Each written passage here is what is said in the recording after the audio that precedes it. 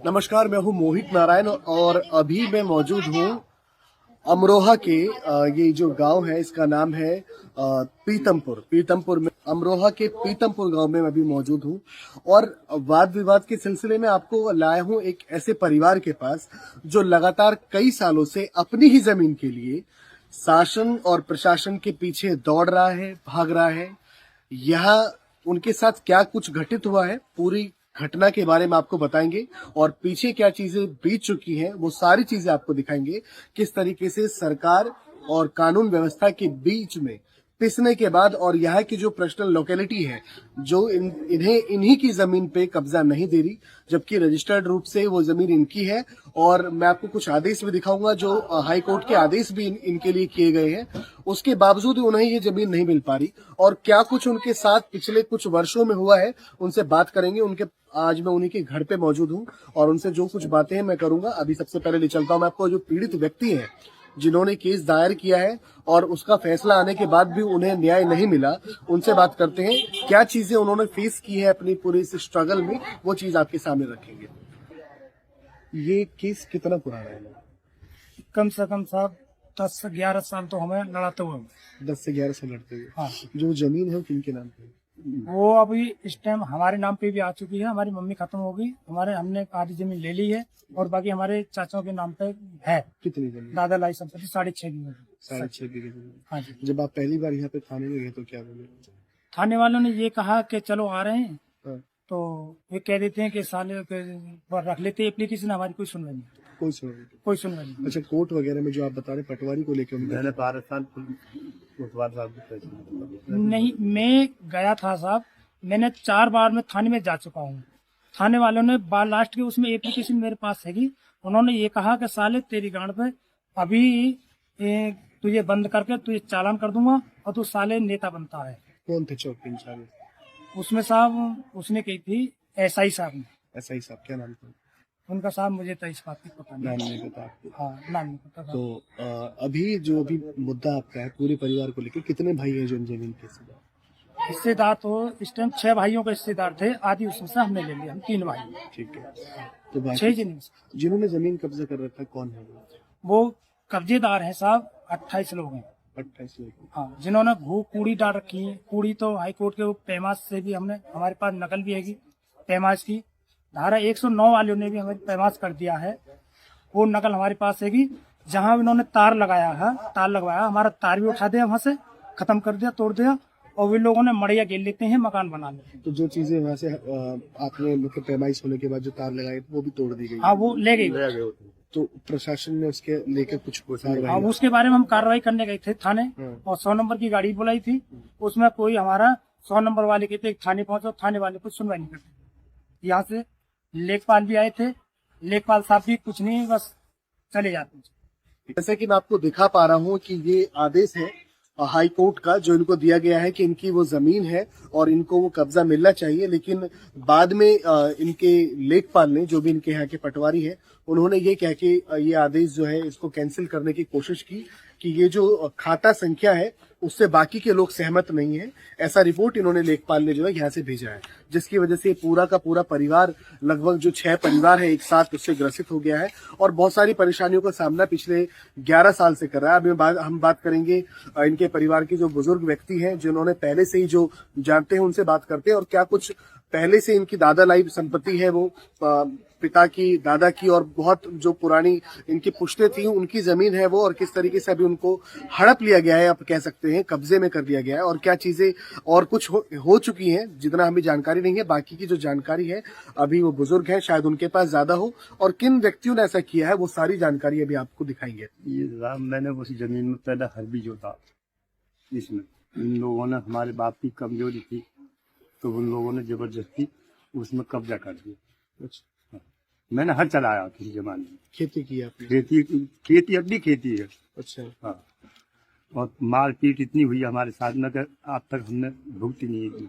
अच्छा। 2-4 बार हो गई। 2-4 बार? हाँ, 19 आदमी हमारे लदान कर दिया, दरोगा जी ने पकड़ के हमें मारा और हमारी जमीन पर कब्जा करा दो उल्टा। अच्छा, यहाँ जो SHO? हाँ, साल भर ही हो गया अब। हमारी कहीं सुनवाई ना हुई, हम भरी दौड़ रहे हैं, बहुत परेशानी में है। तो जो जिन्होंने कब्जा किया था उन्होंने भी मारपीट किया? हाँ उन्होंने किया। अच्छा, हाँ उन्होंने मारपीट की, कोई कार्रवाई उनके तरफ, कोई कार्रवाई उन पे, कोई कार्रवाई पुलिस की तरफ से? कुछ नहीं, उन्होंने कुछ नहीं करा पुलिस ने हमारा। कौन कौन मतलब पीड़ित हुए थे जो मारपीट के दौरान? देखो मारपीट में तो ये लोग है, मतलब कम से कम पूरा ही गांव था उस टाइम तो। अच्छा अच्छा, हाँ। आपके परिवार में से कौन कौन लोग थे जो चोटिल हुए थे, जिनको चोट लगी? चोट एक तो देखो ये है रहने की बात कर रही, रहने की आगे देखो इसका खोपड़ा फूट गया, देखो मर गया, मतलब 6 महीना 6-7 महीना तक। क्या कुछ हुआ था उस लड़ाई में, आप बताइए। लड़ाई की कैसी बात नहीं है, हम टीवी देख के नहीं है, घर से लेकर आए, जब दारू पी के नहीं है गाय दे रहे यहीं यहाँ दुकान पर मोड़ रोड पे ही, तो हम लेकर के आए, तो हम अपने घर पे से लेकर के नहीं आए, गलियारे पे से आए और हमारी मार तोड़ वहीं कर दी। उन्होंने पिटाई कर दी, रोड़ा फूक के फोड़ दी। जिन्होंने आप पे हाथ उठाया था वो पुरुष थे, जेंट्स लोग थे?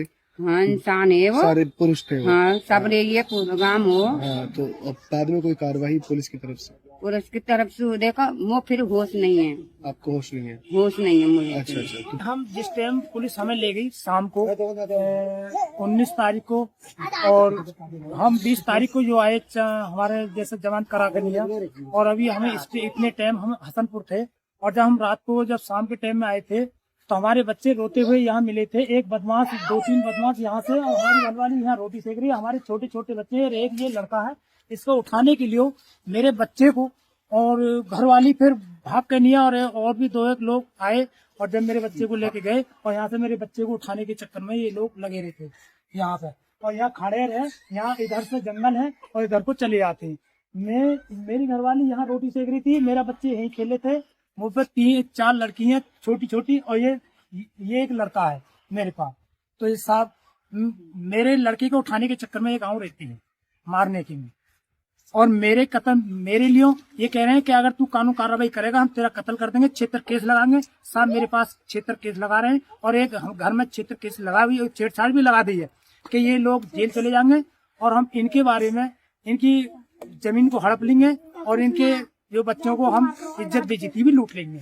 ये गांव वाले इतने इस तरीके से हमारे ऊपर उतरे हुए हैं, हमारी रास्ता तक रोकते हैं ये लोग, हमें रास्ता में भी रखवार करते हैं ये लोग, हमें कहीं ठिकाना नहीं है। हमें तो सरकार से थाने में जाते तो हमारी सुनवाई नहीं, कहीं ऊपर जाते हैं डीएम साहब के, डीएसपी के पास, एसएसपी डीएसपी के पास जाते हैं, वहाँ पे भी कोई सुनवाई नहीं, वो लिख के थाने में जाते, थाने वाले वापसी कर देते हैं, हमारी कहीं सुनवाई नहीं होती। मैं 2 तारीख 3-4 महीना हो गए, लेकिन मैं इसमें देख कर पढ़ के बता सकता हूँ कि इस तारीख में मैं गया हूँ लखनऊ, 2 बार मैं लखनऊ गया हूँ। मैं डीजीपी के यहाँ के गया डायरेक्ट, तो उन्होंने कहा कि मैं अभी लिखती हूँ उसके लिए एसडीएम को, सीओ साहब को, ये खुद जमीन के पास में जाएंगे, ये जमीन के पास में जाएंगे तो मैं उनको तहरीकात करती हूँ कि जमीन तुम्हारी है या इनकी है। तो अब मैंने नकल भी लगा रखी है, और हाई कोर्ट को वो जो पैमाश की नकल है और फर्द भी और नक्शा भी पूरा लगा रखा हमने। तो वो इतने पे इनको डीजीपी को ये विश्वास नहीं आया कि जब इन्होंने कागज पूरे दे रहे हैं हमें, और इन्होंने कही कि मैं अभी एसडीएम को और पुलिस सीओ को मैं अभी भेजती हूँ, और जब मैं वहाँ से जांच रिपोर्ट आ जाएगी तब मैं कुछ कानून कार्रवाई करूँगा। और यहाँ से वहाँ से रिपोर्ट आई लखनऊ से, इन लोगों ने क्या काम करा, हमें धमकी में देके पुलिस सीओ को यहाँ से बुला लिया धोखे फंदे से, और वहाँ से हमारे साइन करा ना तो सीओ साहब आए ना एसडीएम साहब आए, यहाँ कोई प्रशासन कोई नहीं, कोई देख नहीं, कोई देख नहीं आया। एक लेखपाल आया राजेश परिषद के यहाँ से, और वो यहाँ उसके जो उसके कानून मंत्री के और डीएम के यहाँ, मैंने कभी इस प्लॉट को बेचा वेचा तो नहीं, कुछ नहीं कराया, और जिन लोगों ने घेर रखा है उनसे कागज जबरदस्ती उसमें निर्माण कर रहे हैं, मड़ैया रख लेते हैं, और मड़ैया रख के नहीं फिर उसमें निर्माण कर लेते हैं, मकान बना लेते हैं साहब जबरदस्ती। कह देते हैं कि हम इतनी इंच भी नहीं देंगे, तुम्हारी क्या ताकत है, क्या औकात है। तो चाचा क्या क्या जो सीन है यहाँ पे, जो क्या क्या मामला है जो आपके सामने? पुरानी जमीनी हमारी साहब, पुरानी जमीनी, ये लोग जो है हमसे हम कब्जा कर रहे हैं, ये लोग ये कब्जा जो करना दे रहे। अच्छा, लड़ाई झगड़ा भी हुआ? हाँ लड़ाई झगड़ो, ये सब मारपीट करते हैं हमसे। अच्छा, हाँ। तो जो लोग हैं वो गांव के रहने वाले? हाँ गांव के ही हैं साहब, सारे गांव के लोग? हाँ सब गांव के ही। आप लोगों ने कोई कार्रवाई करने की मांग की? हाँ करीबी साहब तो हमारी ना सुनते, मतलब पुलिस आपकी नहीं सुनती? ना। शासन आपका कोई नहीं सुनता? ना। अच्छा, हाँ। तो आप यहाँ करते मतलब खेती बाड़ी करते हैं? हाँ खेती बाड़ी करें साहब, ऐसे अपने बूढ़े आदमी हैं। तो रोजी रोटी का मतलब कैसे चल रहा है? कोई घर में कोई नौकरी हो गई किसी को? हाँ अपने ऐसे मजदूरी फजदूरी कर रहे हैं।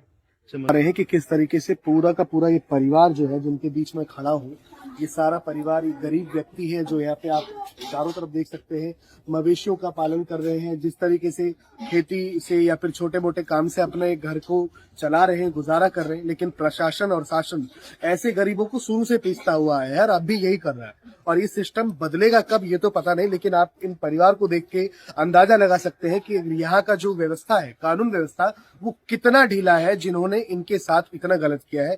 क्या आपको इस परिवार को, ऐसे लोगों को देखने से लगता है कि ये किसी चीज से अवैध कब्जा कर सकते हैं, किसी की तरफ जाके ये गलत उंगली उठा सकते हैं? लेकिन इनके लिए जो यहाँ के दबंग लोग हैं, उन लोगों ने इनके साथ कितनी बारबरता की है। और उसके बाद सबसे ज्यादा जो बारबरता है वो कानून की तरफ से हुआ, कानून व्यवस्था की तरफ से हुआ है, जो इनकी किसी भी चीज को सुना नहीं गया। अभी जो भी रिपोर्ट्स मैं आपको दे पा रहा हूँ वो मैं इनके द्वारा जो रिपोर्ट्स मुझे बताई गई हैं वो सारी रिपोर्ट्स मैं आपको बता पा रहा हूँ। और जो भी इसकी डीपली जानकारी होगी वो मैं आपको डिस्क्रिप्शन में बताऊंगा। और जो भी अधिकारी इसमें इंक्लूड है उनके नाम जरूर मैं इनसे पूछूंगा, एक बार मैं स्वयं भी उनसे बात करूंगा कि ऐसा क्यों हो रहा है और ये कब तक होता रहेगा। अभी मैं सिर्फ इस गांव के एक परिवार से मिल रहा हूं, हालांकि मैं पूरे क्षेत्र से होकर आया हूं। पूरे क्षेत्र में बहुत से ऐसे परिवार हैं, ना जाने कितने लोगों के साथ ऐसा किया गया होगा, बहुत सारे ऐसे लोग हैं। और इसका जो सबसे बड़ा जो इसका फेलियर है वो है प्रशासन का, वो है शासन व्यवस्था का, वो है हमारे राज्य में जो मुख्यमंत्री हैं योगी आदित्यनाथ। अगर वहां तक हमारी बात जाएगी तो उनसे ये अपील जरूर होगी कि ऐसे परिवार जो आपके सहारे बैठे हुए हैं, जो ये सोच के बैठे हैं कि आप हैं तो कानून व्यवस्था राज्य में बनी हुई है, इनका काम जरूर होना चाहिए। इन लोगों का भरोसा नहीं टूटना चाहिए, क्योंकि काफी भरोसे के साथ इन लोगों ने एक शांति प्रिय सरकार चुनी है।